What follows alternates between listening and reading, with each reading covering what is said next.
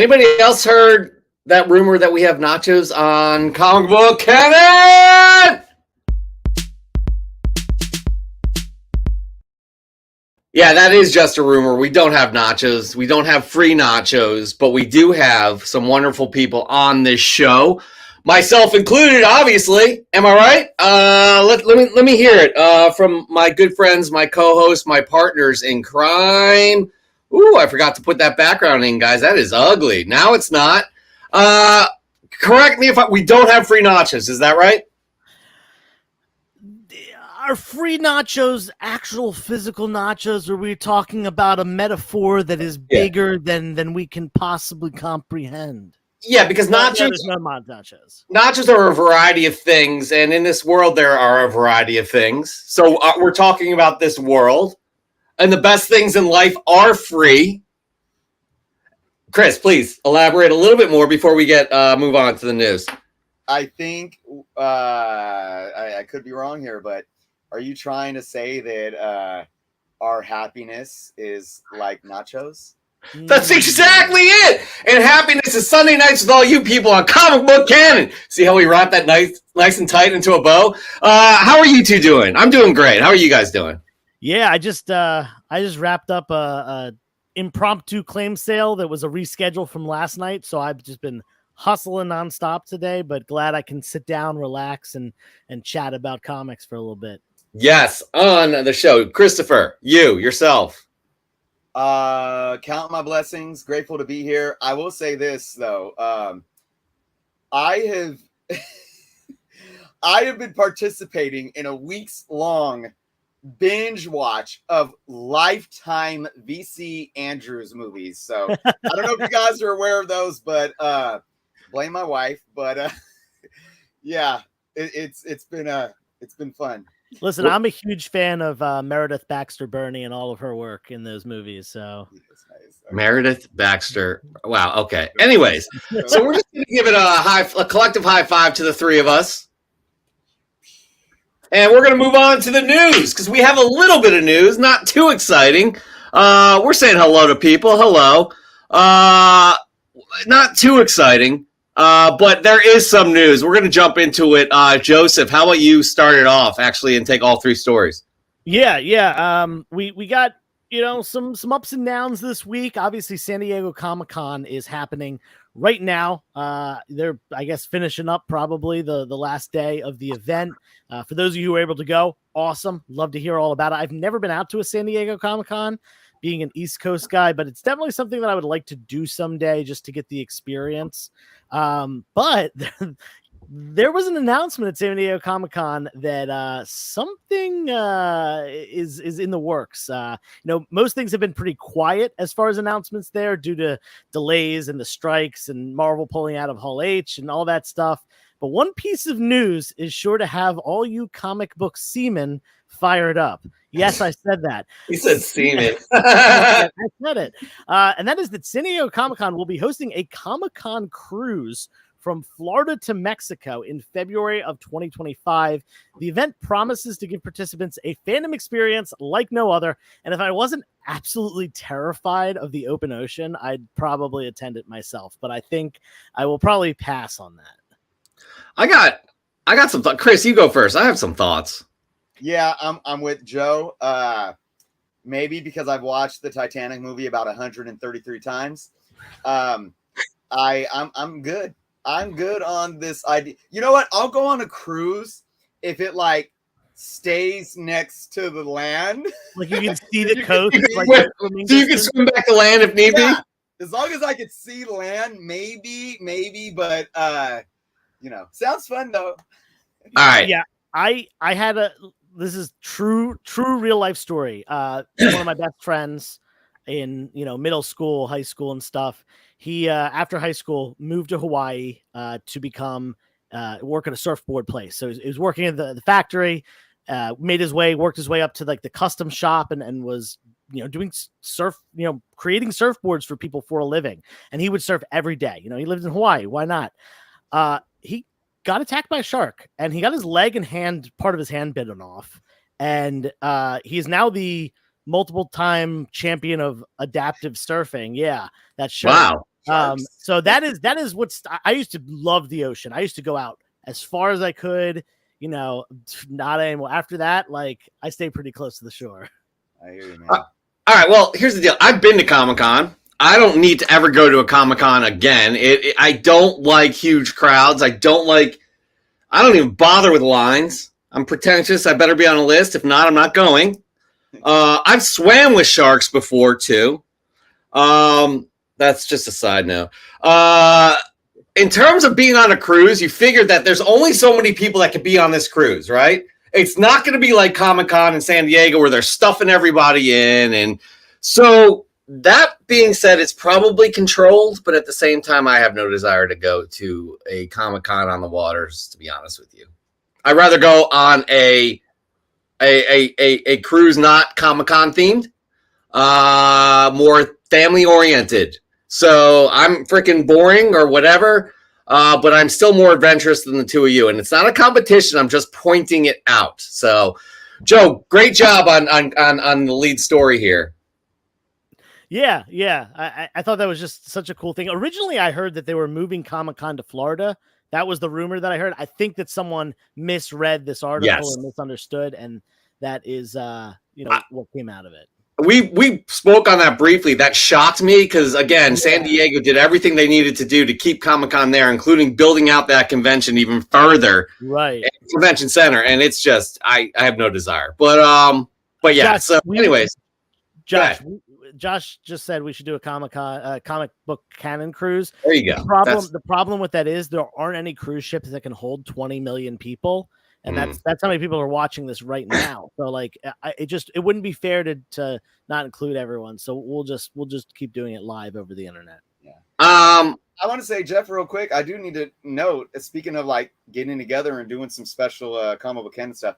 Today's the 1 year anniversary. Nice. Doing our first show in person. Are you serious? Yep. Goodness, everybody. Y'all need to check that out. It was the A1 Comics. We had Dan De La Torre showing up. That was a good time. Chris and I met in person. We partied. We totally partied with Lou Ferrigno, who wanted nothing to do with us. That's a true story, by the way. And that was great. So we need to do a comic book canon meetup. Don't know where, don't know when. But it's not fair to 20 million people, actually probably more like 19,999,000 and 700. Something like, yeah. So, because 300 people can make it on that cruise. But, yeah. Anyway, so moving on, though, we have some more news that, you wouldn't really know much about because Disney or Marvel is not even at Comic-Con. But, Joseph, let's talk. Yeah, so we have a little bit of a Disney dilemma here that's come up. Disney CEO Bob Iger has recently spoken out about some potential shakeups at Disney. And this includes cutbacks to their output for Star Wars and the Marvel franchise, which, obviously are two ones that really pertain to our fandom and our hobby. And it could even include sell-offs of some of their major departments, including streaming. I've also heard, I don't know the validity behind this, but that Disney itself might be bought out by another company. Some are saying Apple is looking into actually purchasing the entire Disney company and all of those franchises. I don't know the validity behind that one. It seems pretty crazy, but I guess it's possible. And all this comes while Iger has been under fire for some comments that he's made about the writer's strike and stuff. So a lot of emotions are going into this, whether it's, regarding the fandoms that we love or, the actors and the writers that are striking, and the comments that are made by these CEOs that are, not budging as of right now. And it is making some people really turn against Bob Iger. So we'll see what happens, over the next sets of negotiation, as well as the planning for the future of the MCU and Star Wars. Yeah, these CEOs are completely out of touch. You have, again, I know it's like not everybody. This affects so many people. This writer strikes, right? Or the writers, the SAG, the AFTRA, all of it. It affects so many people other than the unions that are striking, because you have sound ops, you have camera ops, you have assistant camera, you have a bevy of people all the way down to production assistants that are not getting paid. There's nothing going on. So, Bob Iger saying that it's their expectations are unrealistic. It's not. When all these CEOs are putting all this money in their pocket, they're sitting back comfortably. All of these other people are figuring out what the hell to do, driving Uber or DoorDash, and it's just so out of touch. Get this done. Just get it done. And I understand they have shareholders they have to report to, but at the same time, like, these are freaking, like, this is a thriving business that everybody can be happy with. Yeah, and one thing to note that I've heard a lot of people say that maybe don't understand the full scope of things is, these actors, I've heard like people be like, these actors are millionaires, and we see the A-list millionaire actors that are out there, picketing in solidarity. But realistically, most actors are scraping by job to job. Yeah. It is like the majority of those, yes, 1%, that are the big time movie stars and top performers, top earners. Most people in acting and in Hollywood in general, they're working job to job. It's not like, they have this huge income that we think of when we think of people in the movie industry. The majority of people are not in that situation. They're regular, middle class Americans. So it's important to remember that is who the strikes are really there for.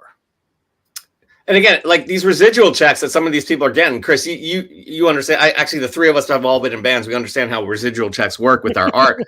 But, like, there's a writer, a main writer for one of the shows or films. He got a $300 residual check. That's like that. You know what I mean? Like, imagine getting $300 for a quarter.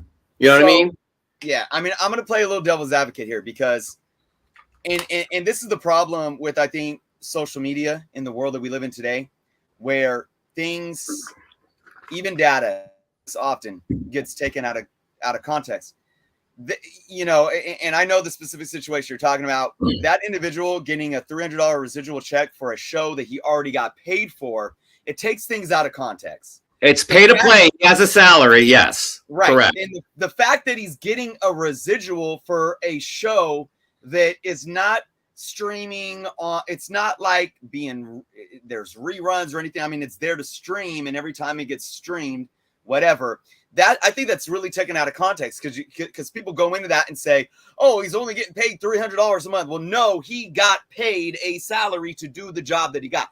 But, so I want to make that clear, but it doesn't mean that there is not a bigger issue too. And I think the argument for residuals is we really got to look at the contracts behind them and what it breaks down to in terms of percentages or how they're breaking it apart, because they're not the only ones getting residuals. I'm sure that the CEOs and the executives are collecting residuals as well to some extent. And I think that's where you really got to, when you look at these things play out in terms of fair payment, there's a much bigger picture that most of us aren't going to understand or have to really dive in and educate ourselves a lot to understand. Now, I do want to say something though, just about Iger's comments. I agree, Jeff. He's seeming to be almost out of touch at this point. What Warner Brothers were doing, I forget his guy's name. I am going to stand up because I know Iger said something about, cutting back. Didn't he say there was a comment specifically about one of the shows? Did he make a specific comment about something? He mentioned something about everything being diluted because there was so much stuff out there. Yeah. And I want to say something to this. I don't agree. I don't agree with superhero fatigue. I don't agree with there's so much of it we're getting. I don't agree. I don't agree with it with DC. I don't agree with it with Marvel. The problem is a couple of things. One, it's good content, in which comes to an argument of being diluted. I think you can look at DC and how it's not necessarily diluted, but when things aren't sorted out, and when you have a disconnect from the audience, that begins to happen. I think what's going on with the MCU is there is a disconnect, but it comes from something that we talked about here on the show before, entitlement. Because we went from having 2 movies to maybe 3 movies a year, and then these shows were added on top of it, and everybody thinks everything needs to be for them. Of course, we get the haters that just want to hate on something because of whatever they're mad about, right? We get those. Sure. But take Miss Marvel. A lot of people were like, no, what is Disney doing? That's like a Disney XD little kid show. It was supposed to be a little kid show. Let the little kids have something within the MCU that they can enjoy. So I actually think that is a bigger thing. The audience is just causing an uproar because not everything is for them. And another thing that's happening as well that could be something to look to reevaluate moving forward is I do think something possibly comes down to pacing. And Jeff, we talked about that before too. Yeah. I think that now that Marvel did something really creative, behind Kevin Feige leading this with doing something completely different with WandaVision, something completely different with She-Hulk, and having all these different vibes and styles to these shows. So then looking at, we've had so many of them now. How many of them, though, do we need to make TV shows? Because pacing matters. What was the one that turned into that they're going to do a movie now? Armor Wars. Yeah. And I think that's right there too. So same with Star Wars. Yeah. Same with Star Wars. Mandalorian has been a great show. The pacing of it worked. Obi-Wan Kenobi, I felt that the pacing of it didn't work as well.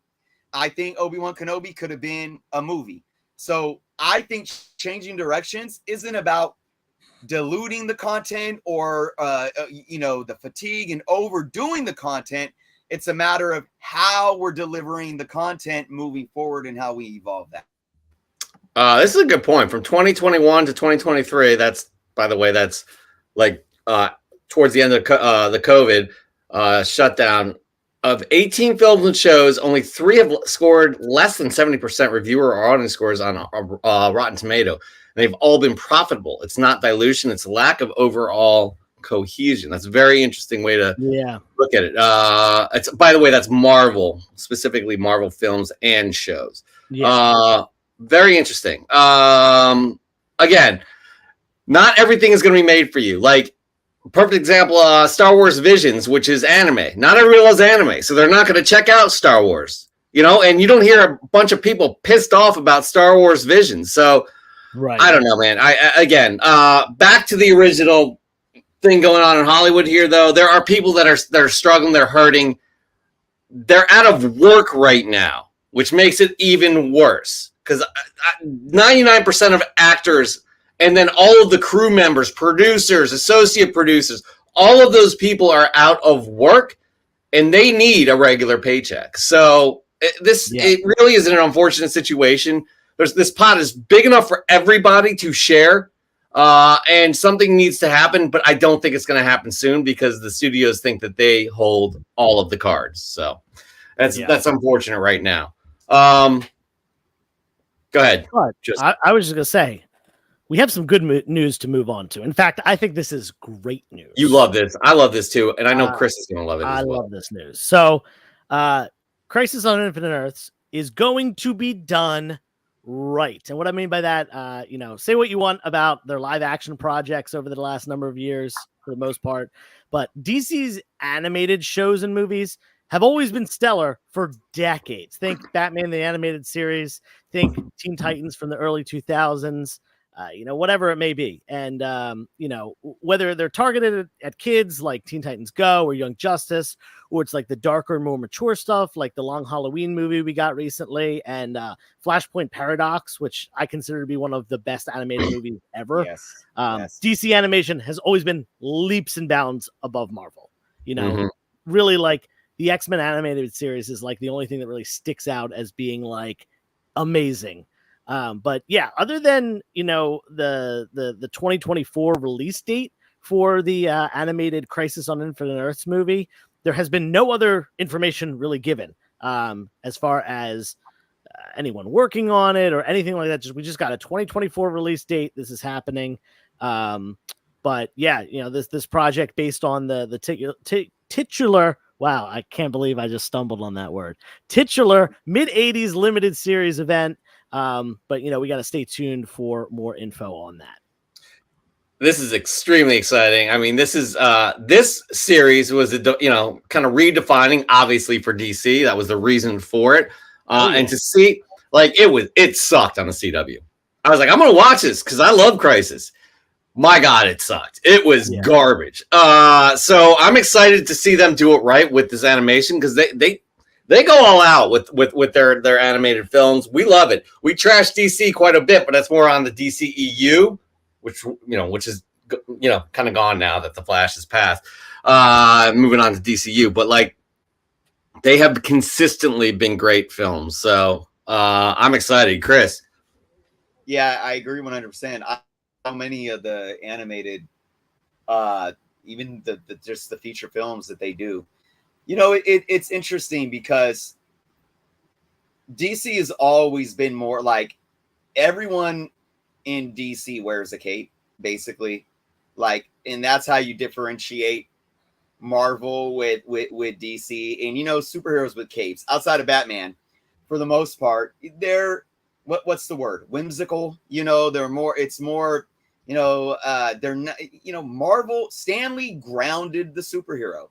Yeah. But and I think it's been tough for DC to figure out their live action of how do we portray these superheroes and yet ground them, because live action needs to be grounded. What's crazy is that they're able to figure that out in their animation. Yeah. I mean, they're all, and it's not like, oh, it's animated. They can be just whimsical and silly. It's not even that. I mean, they are so they're serious. They're emotion driven. Like Joe said, that the Flashpoint film, I mean, one of the best animated superhero films ever. I mean, Mask of the Phantasm. They just continue to kill it. Yeah. Classic. So I'm looking forward to seeing them do something similar with this. Yep. 2024, so that's soon. So hopefully we'll see a trailer before the end of the year. I'm excited to see how they do this, because it is such a huge story, just huge story to kind of just fine-tune the DC universe, which ended up expanding again. So anyways, very excited.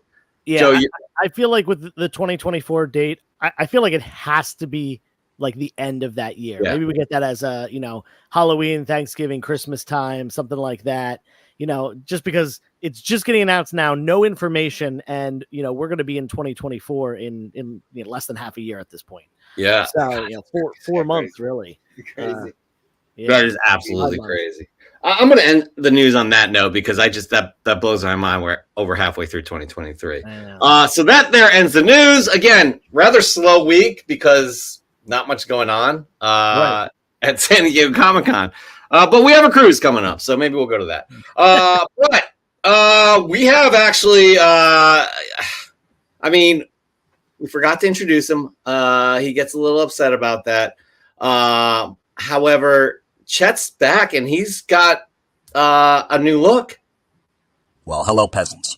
Midsummer, the time when mortals attempt to get their beach bodies ready, as if it's a challenge for someone as naturally chiseled as I am. My beach body is, of course, in full effect all year round, because unlike my co-hosts, I use that term lightly, I don't require seasonal motivation to maintain perfection.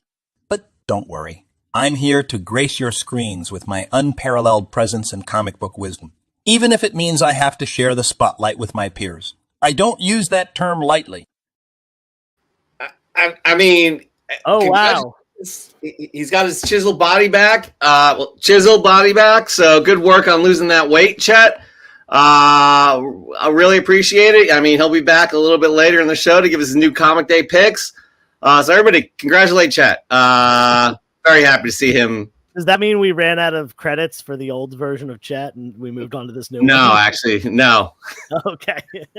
Not at all, actually. But before we move on to our next segment, we need to say hello to all you fine people. We got, Pete Keel. We got a chiseled Chet now. Absolutely. Tisha thinks that he was waxing his eyebrows. Maybe. We got Brendan Riley in the house. We got Caleb Leland, a.k.a. Cable Leland. We got Comic Toby in the house. He has a white van, he says. Raising Elm. We got Couching and Slouching with C. Bizzle. Serge Henderson, what's happening? We have, who else do we have? Josh's Comics is here. Nikita Kare is here. How is he saying that, guys? What does he say right there? Do an impression. Yay. Kambakan. That's good. It's very good. We got Raw Dog Comics, Goonish Lurker in the house. Who else do we have? We got lots of great people. Jordan Norrie. Alicia Jardine. Phil Ailing. Who else? Dr. Frankenstein. Oh, I know her. A.K.A. Shelby, a.k.a. your wife. Paul. Shit, I messed it up again. Bond. Paul Bond. Who else? Who wanted nachos? Pete Keel wanted the nachos. Yeah, I don't know where they are. I could have sworn we had free nachos. And we got Mark Lineker. Chet is on the Ozempic. Oh, is that like one of those pharmaceutical ads you see during? Yeah. Okay. I mean, he says he's chiseled, so I don't know what to say, guys. I really don't know what to say. Other than we're going to move on to props or flops. How's that sounding for everybody here? Shall we? I do want to note, while we go through props or flops, think about your questions that you may want to ask for Ask Joe. We have one in the chamber, but we'll need some more. So think about them now, and when we're done, props or flops, then put them in the chat. But hold off on doing it now because we don't want to lose them. Also, no, you guys can ask it now. We won't lose them. We have little star system, little star system. We do have the star system. Look at this. By the way, did not know Phil Ailing is by Philadelphia. Why? I mean. Oh. Yeah, what's up? Get that cheese away. He's got the whiz, man. Wit? No. No, can't do the whiz. Also, we have a comic book unboxing. We're gonna unbox some books to see what grades I got. So yeah, it's right there. Look at that. All right. But right now we need to do a segment we call Props or Flops. You upload any comic to IG that you have any sort of investment interest in or personal interest in. Maybe you bought the book, maybe you haven't, but you have questions. Ask us here, specifically Christopher, who dives in and looks at all of the details. Ask the community because they will answer in the comments. That's right. We're asking you guys to follow along and give us your props or flops as well. Use the hashtag props or flops. Tag us at Comic Book Canon, 360 Comics, Journalist Comics. Tell us why this book interests you, and we'll break it down live on the show. Yeah, I want to let people know too, guys, if you're submitting for Fresh from the Comic Shop and it's something that, well, hopefully you recently picked up because it's fresh from the comic shop, drop the hashtag props or flops if you think it's something that you would also like us to break down for this segment, because, you know, we could always use more submissions for props or flops. So that's a way of, you know, kind of killing two birds with one stone there. Yeah, we've seen people do that before. We throw them in for props or flops segment. So, Chris, do you have a preference? Which one you want to show first? Yeah, you know what? And hey, man, Ken is taking over the segment today, props or flops, because we got two entries. Both are from Heights, Ken Heights. Let's go with his Batman. Let's do the Batman one first. There we go, guys.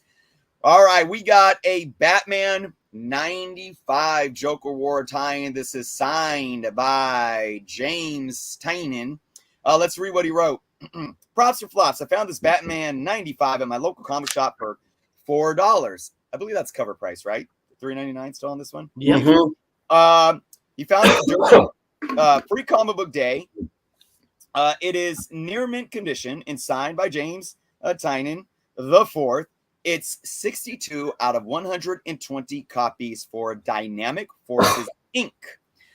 It did come with the Dynamic Forces COA. You could see his autograph there in black right under the word bubble. So, all right, Ken, man, let's break this down. So, Sorry, guys. Yep. You good? You all right? I'm good, guys. I'm good. I promise you. I'm gonna give you guys a hint into the future too. Both submissions today are signed. So I'm gonna look at both of these books, and then I'm gonna kind of break down, give a summary on both of them in the end. Before we do, Chris, can we say that the three of us are not into, for our personal collections, we're not into signed comic books. Yeah. Nope. Yep. So, but that doesn't mean that there's anything wrong with it or what have you. But right. Yeah. So yeah, I mean, first, let me say this, and Jeff, I'm really going to take a unique approach today with assigning a props or flops for this book. I do believe I am going to give this book a props and a flops. And this is the first. This is what do I do for the graphics? I don't know what to do. I know. Just put them kind of go back and forth. Flops. It's happening. All right, Ken, bear with me. All right. This is important. Now, remember, I have said, I give this a props if it's just something you want in your collection as a collector. But remember, this is about investment. This segment is about investing. So usually I'll say, you know what, props to you. You got a good deal, whatever. But I give this a flops all day because it's just, I don't see it as an investment. But let me break this down, okay? Let's go with the flops first. This is why I'm giving this book a flops, first and foremost. When you look at the numbers for this book, it's a cover price book. There's some online sales for $6, $7. It's a cover price book. All right. Now, when you look at James Tynan's autograph, there's not much value there. Depending on the book, there are books with his autographs that are being sold for $6, $7. You guys can go look it up on eBay right now. That's just a matter of fact. The only books that had really any value are books that are already keys, like the first appearance of Punchline or something like that. Those books already have value. You add a signature, might go up a little bit, but then what really drives the signature up on these keys is guess CGC Signature Series yellow labels. Those are the only books slabbed that are really getting any attention. But remember, they have to be keys already to really garner any value. I'm giving this book a flops for long-term investment. I have said this before too. Comic book signatures, there are some diehard collectors that love signatures. But the idea of flocking, getting your comic book signed by comic book artists and writers is new. I'm saying the hype of it is new. Because we just had a Jim Lee signing, right? Where with those Torpedo Comics, right? What was he charging? $100 for a signature. Hold on. And there were so many people in the community talking about. I remember just like a decade ago where I could go to any local Comic Con that Jim would show up at and he'd sign a book for free. I'm not saying that collectors haven't enjoyed getting your books signed, whether it's your favorite artist, your favorite writer. That's always been there. Just like for people that love sports, you go to a baseball game, you bring your baseball or the baseball card before the game and they're out there warming up and you want one of your favorite players or a player from your team to sign that ball or sign that card. All right. That's always been there. But that the accessibility to it has always been there as well. This idea of having no access and having to pay for it is something very new. We talked about it on this show. I know Swaggelhaus has talked about this on his channel as well. CGC turning signature series books into a collectible in and of itself. They are creating a new product, and in a sense, just like variants and exclusives, you're creating scarcity. So you're getting these almost exclusive rights to signatures on books. I mean, so much so that CGC won't even recognize a signature unless it's gone through them. I'm not saying that's a bad thing. That's just the way it is. So what does that almost do? It almost devalues a book that is signed, that is not slabbed by CGC and has that yellow label. So now people are willing to pay more money for these specific signature series signings. Yeah, it has a COA in there. Sure, cool.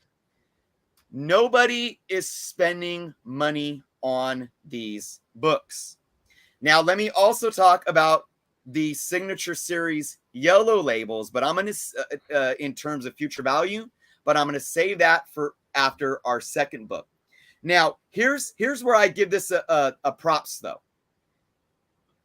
It has nothing to do with long term, and it just has to do with return flip. You bought this for cover price. You might be able to put it on eBay for $10, $15, maybe $20. I don't know, but I'll tell you this, guys. So I had a book signed by him, and it wasn't a key. And I tried selling it for $10. I took it down to $15. I still have it with the price tag of $10, and I can't sell it.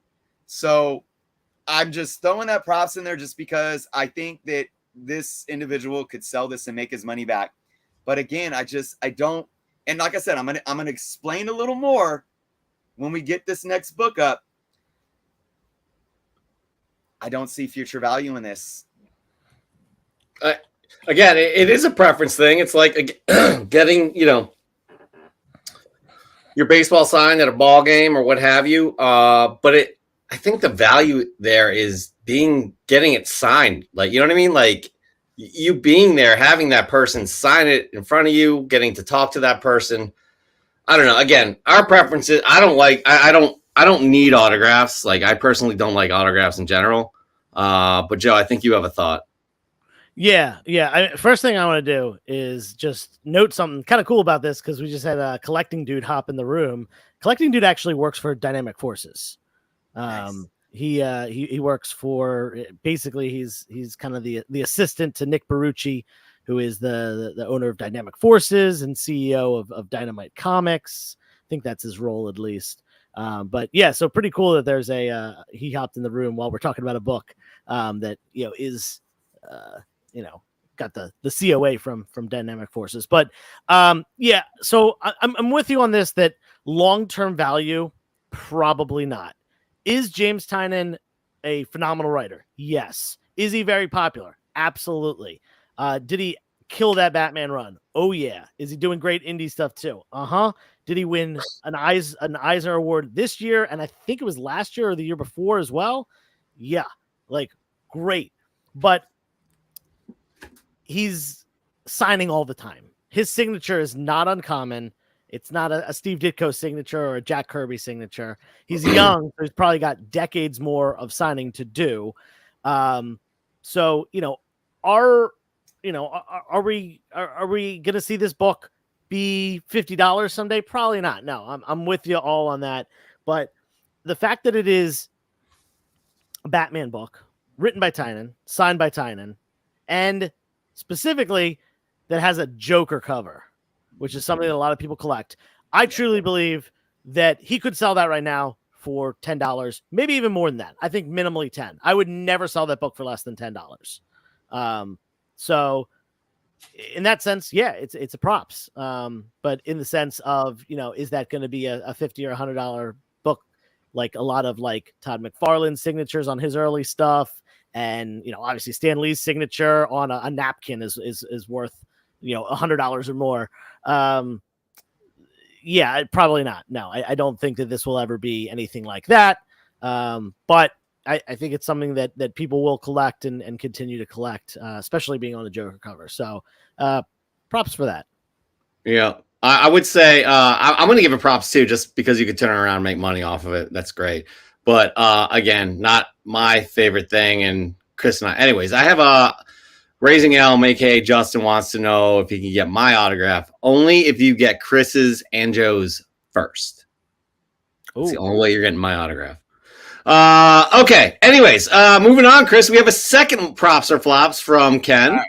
Yeah, and Ken, love you, man. But I'm just. He said, "But this is what we do. So, okay. Now we're gonna add on to this signature concept that's gonna come back to the Batman book as well. But let's talk about this next one. So we're gonna bring this next one up here. Is a okay. Let's just read what he wrote. Bought this Edge of Spider-Verse #4. This is the 2022 New York Comic Con exclusive. It's the Virgin variant, Peach Momoko. Only 1,000 copies. Purchased it on Whatnot for $2. That's pretty crazy. It's about a 9.2 plus. I have sent it in to CGC Comics for their signature series for the Peach Momoko signing. See, this is what I was talking about. And that will cost me $118 total, which is $85 for the signing, $20 for shipping, $13 to send it to CGC. Altogether, I am in about $120 for the shipping from Whatnot. This is the first appearance of Spintress. Basically the Disney princess singing spider person. So, okay. First off, I love Peach. I really do. Some of her stuff is more, than some of her others, but I love that she's different. I love her style. I will sometimes, if I'm buying a comic book and there's a Peach variant, for cover price, I'll buy the Peach variant just because I like her art. She's great. Buying this book, so same here, Jeff. It's like, look, buying this book for 2 props because you could go probably sell it and make a couple bucks in your pocket. So I can't. Again, though, let's look at long-term value here. And now we have to take into play that this individual spent $120 on this book for that CGC signature label. I got to give it a flops. Now, let me tell you why. What did I just say? CGC, like the CGC signature series is booming right now. It's booming. People flock to this stuff. People are flocking to spend $120 to send their comic book, their Peach Momoko covers to CGC for this signing. I mean, even just last summer, we had people fighting in line over trying to get Peach Momoko signatures. Jesus. So maybe that was last summer. My God, Yeah. it feels like it was yesterday. I know, right? So they can flip them on eBay as soon as there were, and I'm not making this up, there were literally people getting their book signed by Peach Momoko that day and then selling them that day on Whatnot. How can I give this a flops? I mean, can Ken not invest this $120 into this book for a yellow label? Well, let me tell you something. First and foremost, this isn't even a near mint book. He says he thinks it's about a 9.2. Now, the book's going to be handled, and I'm sorry, I don't trust signings. I don't even trust CGC fully because, if you guys watched, I don't know, I am going to go in it. Anyways, the book's going to be handled. We already know that grading is subjective. I don't know how good Ken is on his grading skills either. So, this book could be a 9.4. It could be a 9.2 like he thinks. It might come back an 8.5.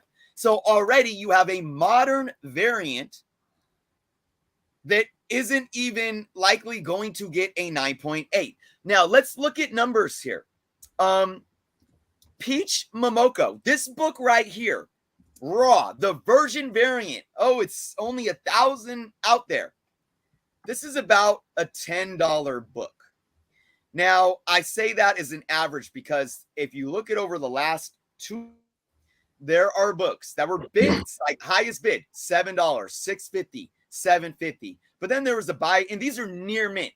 Then there was a buy it now for $20. Then there was a high bid of $20.50, $12.50. So, there's books selling for under 10. There's some selling for around 20. If you take the average fair market value, this book isn't worth much more than $10. So that's why I said, well, he only paid $2 for it. He could probably put it on eBay and sell it for $5, $6, $7, $8. Now, we also want to look at signature series yellow label for Momoko. Signature, and I'm looking this up right now. Series Momoko. This is sold. All right. Now you got an Excalibur book, signature series, and a 9.2 sold for under $80. You got a beautiful Spider-Man #1 of the slot series. That was a Todd McFarlane homage of his Spider-Man #1, Peach Momoko, signed in a 9.4, $85. You got a Red Mother #1 in a 9.8, $56, highest bid. It's very hard for me to believe. Now, I know that this is a Spider-Man book, because again, you got to remember what I was saying about the Batman book. You got to take into consideration that what book is it? Is it a key, et cetera, et cetera? It is a Spider-Man book, but like I said, it's most likely not going to come back at 9.8. I don't know if Ken is even going to be able to sell this book for $120 once he gets it. Now, let me circle back and summarize both of these books being series. I honestly believe the only real value in any of these books right now is if you have a guaranteed 9.8, meaning you pay, I don't know what it costs now for the pre-screen, $10, $15, whatever it is. You pre-screen, and I don't even know if they do pre-screens on the signature series. I'm pretty sure they do. But if you are sending in a book for a pre-screen signature series that you can flip as a 9.8, that's the only way that I believe that these books are going to make money. And then you say, well, Chris, this is Peach Momoko. She's one of the most popular artists right now. Chris, James Tynion, one of the most, popular writers right now. Well, I'm going to tell you something. That's the problem right now. Comic book stuff right now isn't comic book stuff right now of the 60s. Stan Lee's, your Steve Ditko's, your Jack Kirby's. It's not of the 70s, going into your John Romita's, your Buscema's, your Starlins. It's not your Frank Miller's, even McFarlane's, and your Jim Lee's. Comic books of right now, whether it be the books, the writers, the artists, I'm telling you, it's a right now thing. More than any other generation. And 20 years from now, 30 years from now, Peach Momoko, as much as I love her, they are not going to command a demand anywhere close to even Jim Lee or Todd McFarlane. So I just, again, long-term value on these, I don't see it happening. That niche market for those people wanting to get them signed, Jeff, you said it. It's more of the experience in being able to meet the artist or something like that. This created scarcity of what CGC is doing and really is bringing in almost, I don't want to call it a FOMO, but they're bringing in a current demand for these signature books. I just don't see them lasting. Now, the final thing I want to say is this. Even with the demand 20, 30 years later for Jim Lee and Todd McFarlane, how much value is Jim Lee and Todd McFarlane adding to a comic book? Depending on the comic, there are some out there where they're not even commanding close to $100. How much is Stan Lee commanding on a comic book? On average, even after his death, $300. And that's Stan Lee. That is Stan Lee. Now, of course, if you got a Spider-Man #1 or an Amazing, it's gonna the percentage of value of his signatures added to the value, or the ratio added to the value of the book. That's gonna. But when you got to look at it, you got to look at it in perspective. What are these going to be worth if the big timers from the 60s, 70s, and 80s are still commanding such a small in comparative What do you think someone's going to pay for Tynan's signature or Peach Momoko's signature in 10 or 20 years? I just don't see it going much of anywhere. Yeah, I just want to jump in. Fat Dad does the value rest in return value, or does it rest in your personal preference desire for such a signing? The segment is props or flops, and we look at these individually in terms of investment and return. Yep. The way Chris just broke it down, the signatures of artists, writers of modern day just really probably won't reach the levels of people like a Ditko, Kirby, or even Stan Lee. So just keep that in mind with props or flops. So with that being said, too, I hate to say it because Ken thinks it's a props. Ken, whose books these are, but I have to say flops as well. Joseph. Yeah, I'm like Chris mentioned once again. If he had kept this book raw and just sold it, sure, props. He paid $2, could very easily triple his money, maybe even more than that. By the way, just real quick, dealing with a family member, I'll check out the rewind. Prayers we're thinking about you, Dan. We hope everything is okay. Yeah. Just want to pause there for a second. I'm sorry, Joe. No, you're okay. Yeah, hope everything's okay, Dan. Let us know. But yeah, I think keeping this book raw was the right idea. When it comes to modern books, especially modern books that are variants, limited, signed, all that stuff, people want the 9/8. And even in the initial post, it was, this is a 9/8 contender. This is a 9/2. And like Chris said, the book is going to be handled by people at CGC, handled by Peach, handled by grading, handled in the shipping process, all that stuff.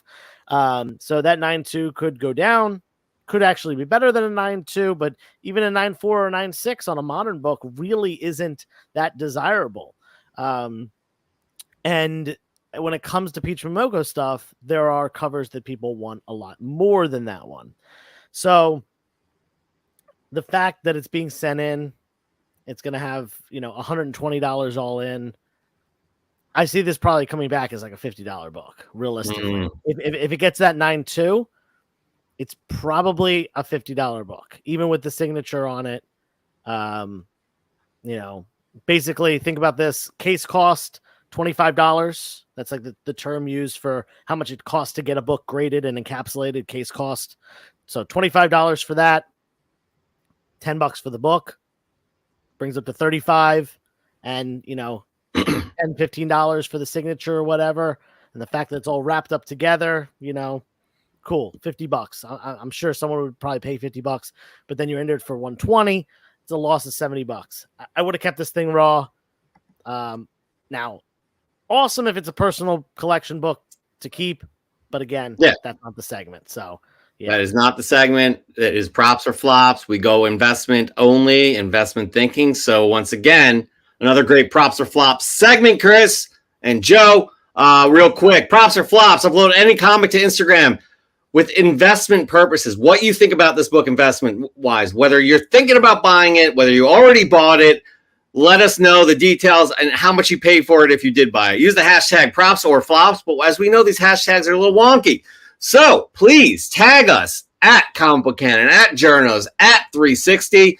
Again, tell us why this book interests you, and we'll break it down the market live on our show. Okay, next up we have Ask Joe, but before we get there, we have a new Comic Book Day segment with the newly, how will we describe Chet? Like he's a new man. He's half the man he used to be. He is half the man he used to be. That's a good way of putting it. So here is Chet with New Comic Book Day segment, but please put your Ask Joe questions in the chat. We'll see you on the other side. Oh, joy of joys. Gather round, my dear unfortunate souls, as we delve into the riveting world of comic book mediocrity. First up, we have Venom 23, because apparently we just can't get enough of symbiote drama. Toxin, the offspring of the most dangerous symbiote. Oh, how charmingly cliche. Carnage and Cletus Cassidy are doing their thing, but who cares about them when we can focus on Toxin's thrilling misadventure. Spoiler cover or not, this issue promises to be as mind-numbingly predictable as ever. Yawn. And look who's making an appearance. It's Superman. Yes, Superman. The last days of Lex Luthor 1. Because we can never have too many Superman stories, right? Luthor's dying and he wants Superman to play doctor for him. How heartwarming. Superman will travel to the ends of the universe and across dimensions to save his nemesis. Because nothing says heroism like saving the villain who can't stop plotting his demise. Bravo, Soupies. Your misplaced nobility truly warms my sarcastic heart. Oh, purr, evil one. The comic where feline fury reigns supreme. Rita loves her daughter, but wait for it. There's a dark evil from her past. Riveting. A tale of blood and lies. How original. Cats, secrets, and more cliches than you can shake a scratching post at. Clearly, this is the comic we've all been waiting for. Because who doesn't love a story about cats and their, oh, so menacing ways? I roll. And there you have it, folks. Another week of groundbreaking comic book genius. If you're into regurgitated plot lines and uninspired storytelling, these picks are for you. But don't worry, I'll be here, suffering through it all, so I can keep you entertained with my unmatched wit. Time to pound those brand new grape sodas. Chill out! He just got this chiseled body, and he's already going to start pounding grape sodas. Chet, I'll never be able to figure that man out. Never, never, never. But we don't have to, right? That's not what it is. It's not. What was Chet's diet? Josh is asking. I don't know. Maybe it was just grape sodas and running on the beach. Who knows? But we're happy to see that he's healthy now, but he's still an asshole. All right, moving on. We do this segment every week, and we ask for your questions for a segment called Nice. Good work. I'm ready. Ask Joe. Oh!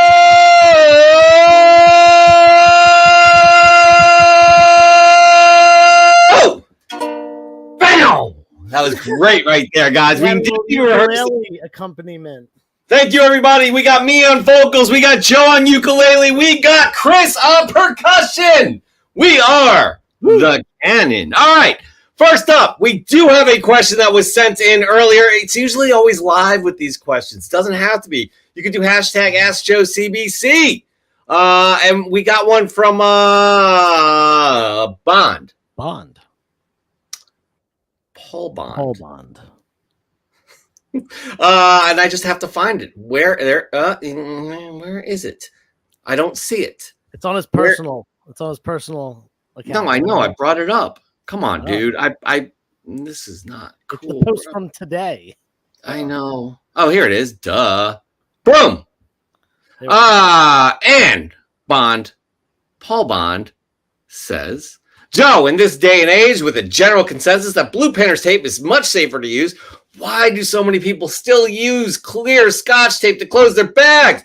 Painter's tape can be put on packing gun, as exhibited here. Put it on a packing gun and be used just like tape dispenser to help speed up the process of doing a large number of books. I just don't get it! Question mark, exclamation point, question mark, exclamation point, question mark. Your thoughts?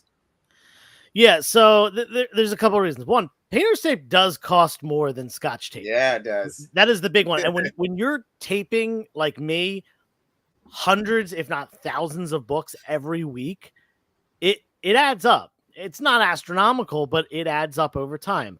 The second thing is the thickness. Painter's tape is thicker. If you have a long box of books, there is pressure, being put on that center of the book where you're taping it. Assuming you're taping at the center or two on the sides, whatever it may be, that could make stacking weird. That could indent the book. Like there are lots of reasons why you shouldn't do that, because you don't want pressure to be distributed differently on the books. And then there's also the fact of eye appeal. Honestly, I think that books with just clear tape on the back look a lot better. Now I understand there are pros to painter's tape.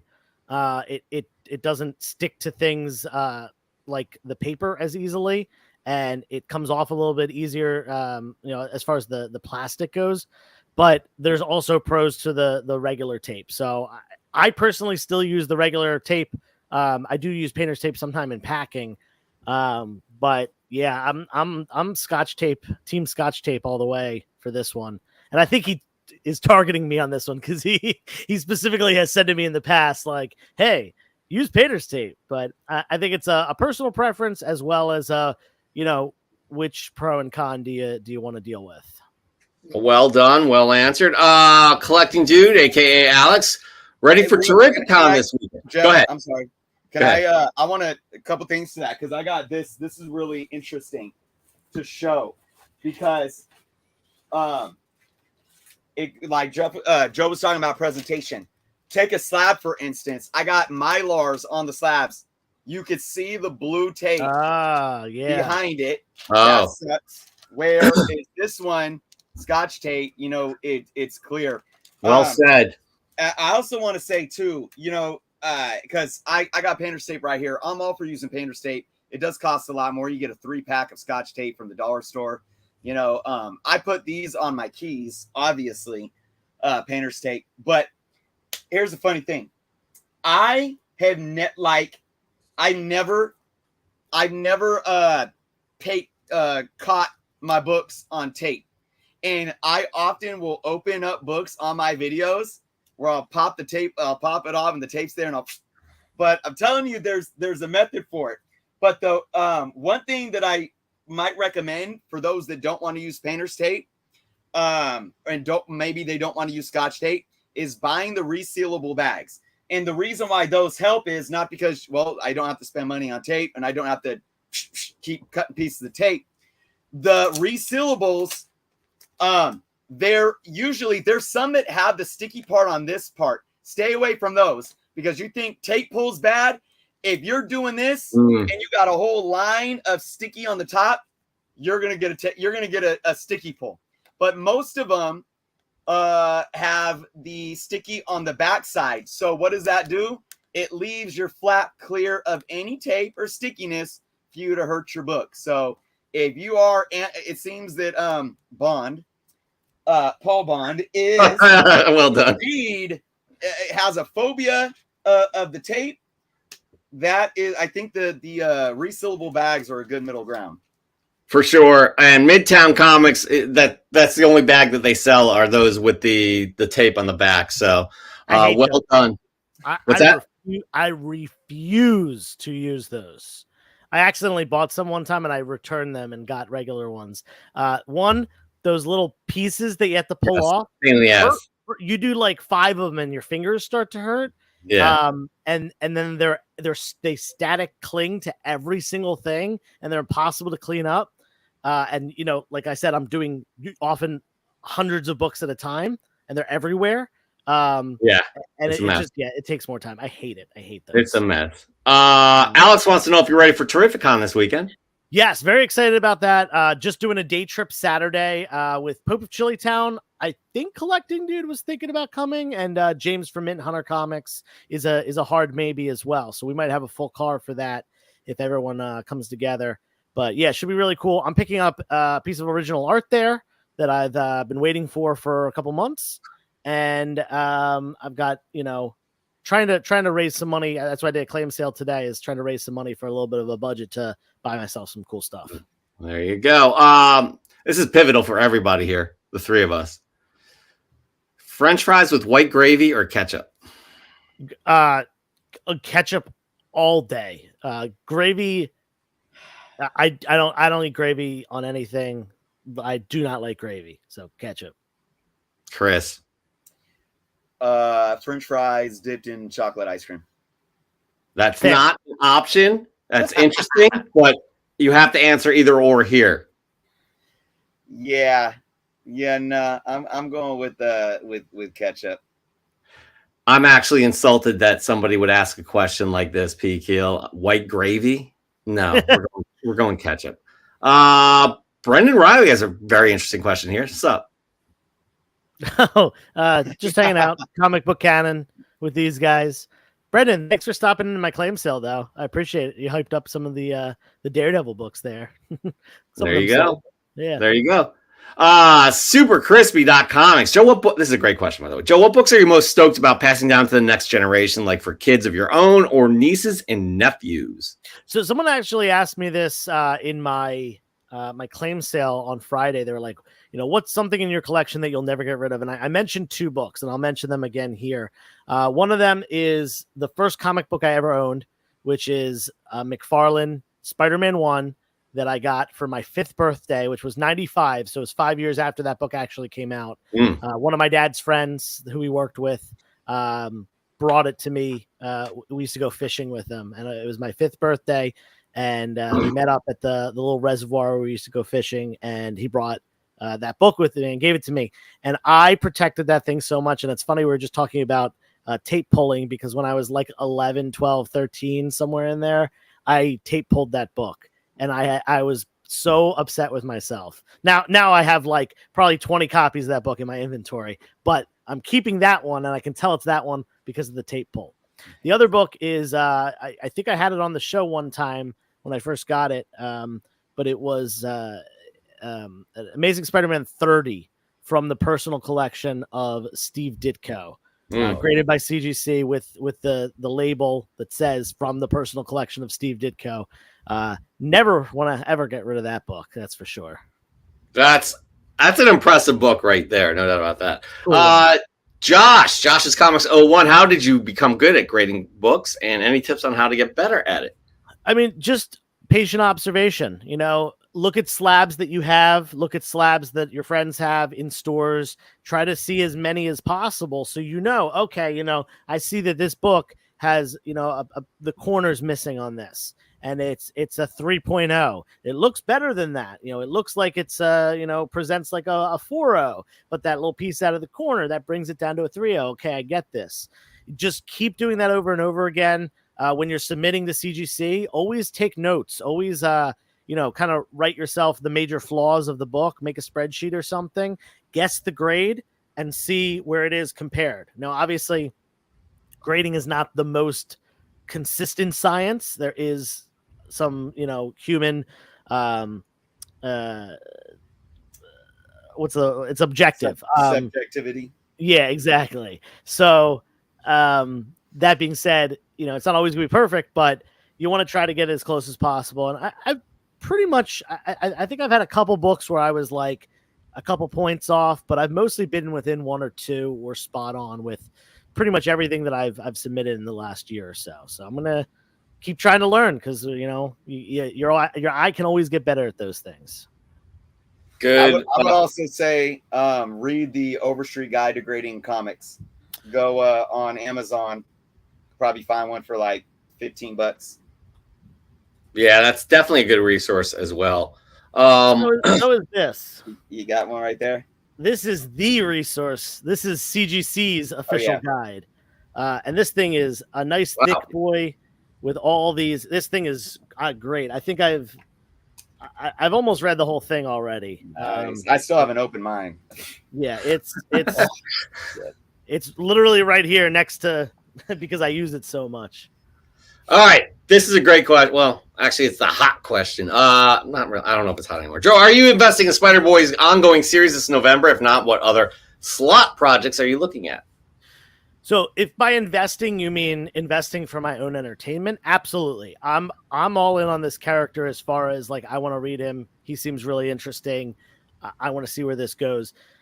There's not a chance in the world that book, I could see maybe 20 years from now, it's a $10 book, but with inflation, that's, that's not even a good return from a $3.99 or $4.99, whatever it's going to be, sticker price. So, if you're talking about financially investing, no, really the only book you could possibly invest in that character is his first appearance, probably the spoiler variant cover, as we've seen that book still holds some value. It's in holding, the market. Yeah. So that's the only book that I really see being of value someday, possibly if this character really catches on, and becomes like the next Miles, which is very unlikely. But I really enjoy this character and what they're doing with him. And Dan Slott is a Spider-Man master, so yeah, I'm very excited for that run. I already have it pre-ordered. Chris. I actually read issues 1 through 7 of Spider. So I read into his introduction. I don't know. I'm gonna actually stop reading Amazing Spider-Man to read that, and just because I was intrigued at what was going on. I'll tell you, interesting thing about Dan Slott is, he does good with the Spider-Verse stuff. And at least with this character, it's left me intrigued. So I'm going to keep reading too, because I'm just interested in knowing at least a little bit of what this is and where it's going to lead. I am as well. Again, I'm the same. I'm on board as well in terms of I'm interested. However, I'm interested because the Sentry's introduction was great, and it feels like could be the same thing. But that's probably too easy. But anyways, moving on. Caleb, Leland, Joe, if I ever make it out east, can we meet up for a pretzel? Absolutely. Wawa pretzel on me. You heat it up in the microwave for 11 seconds and dip it in butter. Yeah, dip it in butter. I've never done that before. Okay. Or just smear some butter on it. I that's not bad, actually. Not bad. All right, last question of the night, because we got to keep it moving here. Fat Dad Comics, what do you feel about slabbing books from your youth, even though you know you'll get a bad grade? Yeah, so I think that is the perfect opportunity to shout out a sponsor for the show, because EGS Comics is the way to go with that. And that Spider-Man book that I mentioned before, that Todd McFarlane #1, that is going to go to EGS. I don't care. I'm never going to resell it. I don't need the CGC, market resale value. I'd rather it be encapsulated, protected, and displayable and look really cool, like Jeff's book right there that I know he's not getting rid of, signed by Staniel Leington, which that's Stanley is short for Staniel Leington, if you didn't know. No, I don't think that's correct. No, but yeah, so I think that is a great thing to do, and I think it is even better to do it with something a little bit more customizable and sentimental, such as EGS. And that book is certainly one of the ones that's going to be going out to them at some point. Absolutely. Chris, anything to add to that? Nah, man. I mean, Joe said it. I agree. I mean, for me, when I send a CGC, like for personal, when you talk about bad grade, I still care about value. Like if it's a Silver Age Amazing Spider-Man book that comes back at 2.0 or 2.5 or something like that, like I'm good because of the value still being there. You got a single digit or a double digit Spider-Man book, even low grade. It's going to add value to your book. Oh yeah. But outside of that, yeah, if you're not even caring about value, I definitely think that EGS is the way to go. I'm working with Tony right now with some custom spider labels, because I'm sending in my Spider-Man #1s, at least the gold variant and the silver variant for McFarlane. I don't know if I'm going to send in the cover A yet, but so yeah, and that's for me. I don't care about the value. I don't even care about the grade. I'm just going to have this awesome label and a nice case. Yep. And that's what it's all about. That's exactly me too. Like that again, that signed Stan Lee book, and then my daughter's first comic book as well. Yeah. Like so it's special to me, and that's why EGS is amazing. Like absolutely. So got to keep that in mind. Gosh, there's so many questions. All right, let's do these 2 quick questions. Let's answer quickly. Serge wants to know if we would ever use double-sided tape. I'm not a fan of double-sided tape for anything. That's just me personally. I wouldn't. Yeah. Chris. Yeah, I don't know. I mean, I don't know what I would use double-sided tape for if you're talking about flaps. I don't know if I've ever used double-sided tape in my life. I've never used it either. It's not a bad idea, I guess. I don't know how that would. I don't know. I don't know how that would ruin a book. All right. Nuke says it's too sticky. And speaking of nukes, what if there was a writers or artist strike in the comic book industry? Could the industry survive beyond a few weeks? I do want to say it's interesting because a lot of writers, move over to comic books when they're on strike for TV or film. So anyways, go ahead. I want to hear you guys what you guys think. So I'm not aware a couple things. I'm not aware of the unionization of comic book writers. I don't know if there is a union. I think he's saying hypothetically. Okay, so hypothetically, if there were some sort of a strike, once again, I have to say I don't know because I don't know the financials of the comic book industry. So I wouldn't be able to say. I would think that it would probably be problematic because I feel like the comic book industry itself has kind of been on thin ice for a few decades at this point. Yeah. So I think it would be a little bit dangerous to the future of that. But at the same time, I feel like it would probably get worked out pretty quickly. I have to say, like, if this was like the late 90s where Marvel was basically in bankruptcy, it would sink Marvel. However, Marvel, DC, they're owned by conglomerates. The other indies like Image is self-owned and Boom and Dynamite and all those. So I'm not sure how they would do. So, Chris, your thoughts? I don't even. First off, you look at all the titles that are being put out. I mean, if there is a writer strike, it's obvious to ask the question: how would they even put out new material? But the problem that I have is comic book writers are not Hollywood writers. They don't have the ability, like Jeff was just saying. If you're if you're striking from TV or movies and film, you can fall back to comic books. What are comic book writers going to fall back to? Like the comic strips in the local newspaper. It's like comic book writers aren't striking. They're freaking soaking up every little thing they can get right now. So there would be no. I'm telling you, it's like not. I don't know. I was gonna use a metaphor, but I'm not even gonna go there. I just don't think if you ask the comic book writer, or if you sat at a table with just a few of them saying, look, guys, you're not getting what you should be getting. Your worth isn't being recognized.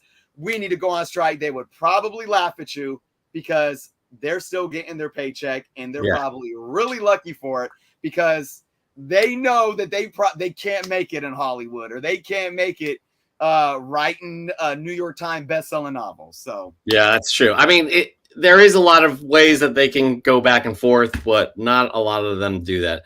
All right, that there ends the segment we call. Hurry up, Joe. Hurry up. Get it, Joe. Oh yeah, that one. Give me can you give me a G? Ask Joe.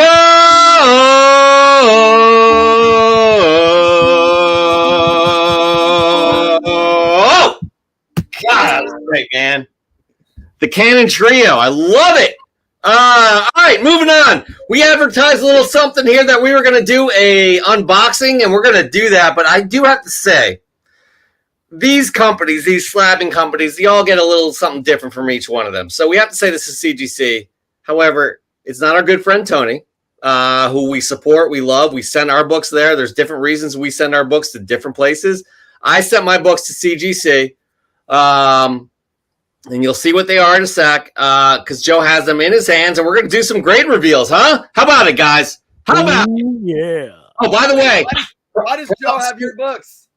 we'll get into that in a hot second. We will. Actually, I live there. I'm in the basement right now. Joe's up. No, that's not true. Alex, the collecting dude, pressed them and sent them off to me for me, so I appreciate him greatly for making this happen. So Joseph, take it away. Yeah. So first of all, shout out to Alex, collecting dude on Instagram, collecting dude on YouTube, collecting dude on whatnot, etc. Go give him a follow, a subscribe, whatever. I've known him forever. We've known each other probably. You guys were on the same years. soccer team.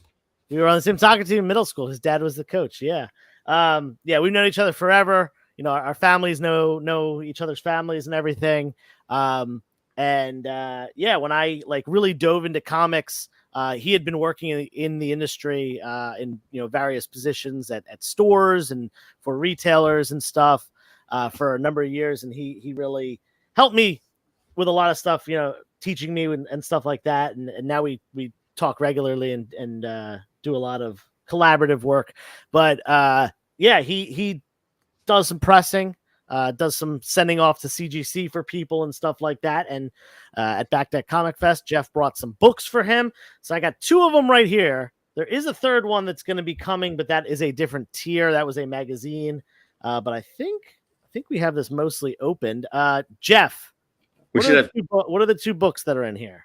Omega Men 3 and New Mutants 98, the newsstand variant. Yeah, so we got a first appearance of Deadpool, first appearance of Lobo. I'm going to try to pull out the Lobo one first. And I do want to say the other one is Teenage Mutant Ninja Turtles #4, which I showed on Fresh from the Comic Shop. Somebody was nice enough to send me one with my Marvel .1, the first appearance of Sam Alexander. So that was like, wow. And I thought it was in great condition. I wanted to get it pressed and sent off. So, yeah.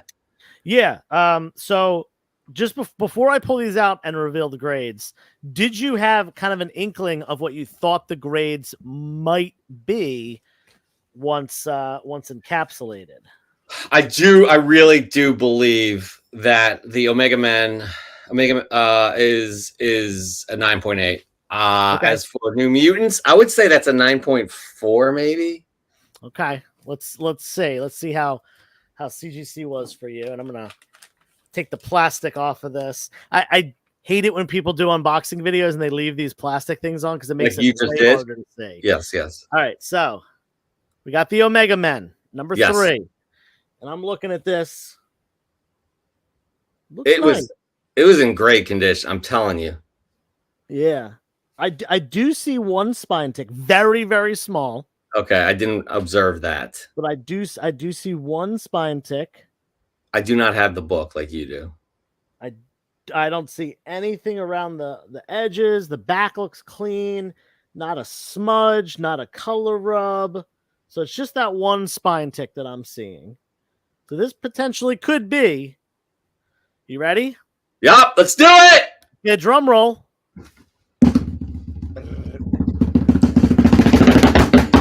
9.6. I'll take it. That's still good. That's still very good. Yeah, it's not bad. First appearance of Omega Men, book from the early 80s. This book is 40 years old as of last month. So crazy. And Fat Dad Comics called it right there. 9.6. There we go. Yep. All right.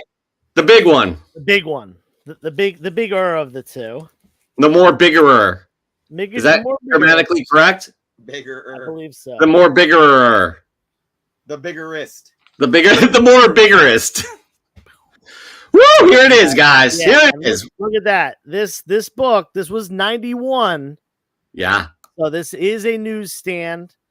One thing to look out for this book with the newsstand is there are Mark Jeweler copies of this book. They are very rare. It was one of the last Mark Jeweler books, but Pete Keel's saying 6.5. You can tell. He can totally tell. Yeah. Pretty disappointed with that. So this one, I see 2 spine ticks, 3 spine ticks, 4 spine ticks. That's terrible. They're very small though. They're not like bad ones. Color breaking or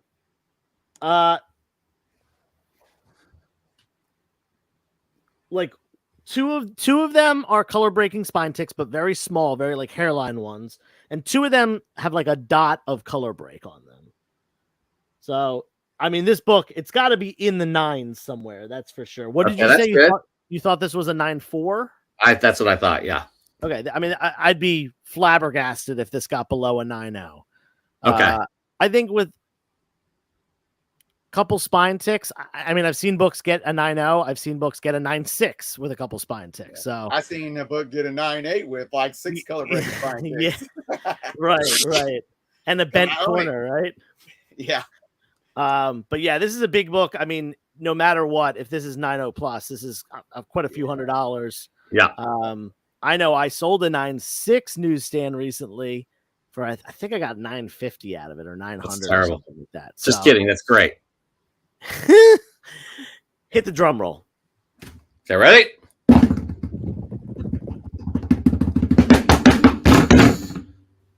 Nine-0. Okay, it's in the 9-0s. 9 white pages. I Yeah, love it.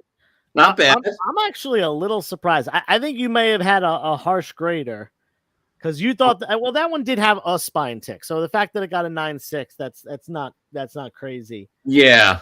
I thought looking at this, I thought this would have been a 9.2 or a 9.4. But Yeah. Again, I'm not mad at it. I figured I'd, go for it and see what happened. So I did. The good thing is that there aren't any non-color breaking spine ticks, which is good. That means Alex did his job and didn't just half-ass it. He did a great job. He usually does. I think he fell asleep on the book. He told me. Great book, though. Yeah. Yes. Thank you, Alex. Really appreciate that. He thinks I should resubmit it.